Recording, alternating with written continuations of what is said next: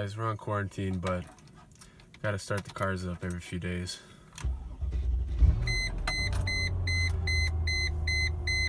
What's going on, you guys? Got a quick video for you today. Gonna be putting some polyurethane front sway bar bushings in the ML. Stay tuned. Alright, so these are the bushings. Got them off eBay for I think around like $25 or so. They're made by Ricochet. I'll link them below. Made in USA, which is cool. So yeah, comes with the 2 for the middle and then 2 for the ends of the sway bar, and then it comes with a little bit of grease to go with it. Got the sway bar out after some bolt cutting. One of the bolts stripped underneath on the right side of the sway bar, and then the rest of them came off fine.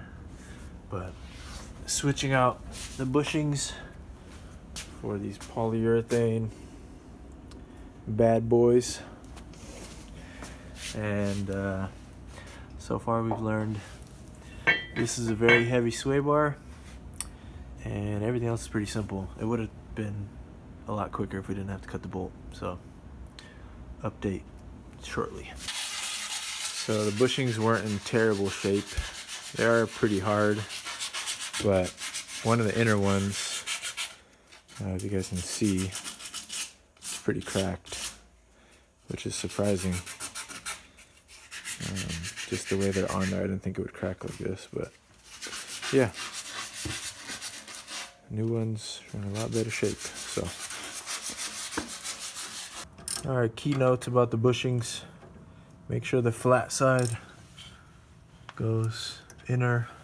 We've got the open portion facing towards the wheel. And then for the end link bushings, they also have a flat side, and that goes towards the back of the car. And now these started kind of lining up crooked, so just kind of tap them with the hammer on the bottom here if they start kind of going out of alignment. So just tap them and then tighten them down as you go. And then we just made everything tight, and then once it gets on the ground, then I'll tighten everything up for sure. What's going on, you guys? Just wanted to wrap up the video, but got the stay-at-home stash going. Final thoughts on the sway bar bushings. First off, hope you guys saw it pop up on screen, but all the bolts are 15 millimeter. I'm gonna link below the bolt size that I used. Worked perfectly. Keynotes to take away. I just did everything pretty much like hand tight. I didn't look up torque specs for it because they were pretty easy to take off when I took them off, besides the one that was seized up. I did use a little bit of anti-seize on the bolts when I put them back in, and dots after driving it. Definitely smooth things up a little bit. It seems like every little thing I'm doing is just kind of making the drive that much smoother. And turn-in did feel a little sharper after changing them out.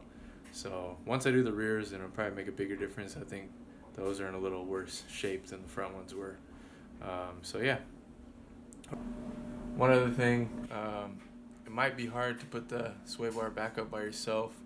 Thing's got to be at least like 30-35 pounds. So either use like a jack stand or something to hold on one side. I had my stepdad help me. Luckily he was around. But I don't know, if you have somebody, try to do it with 2 people. Otherwise, you'll just be kind of trying to fight it a little bit.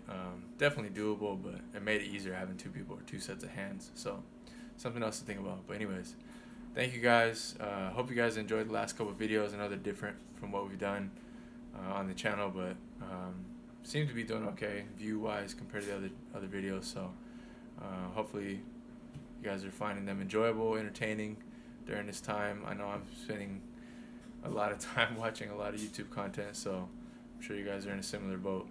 But anyways, stay tuned. More stuff coming soon. And thank you guys. Stay safe.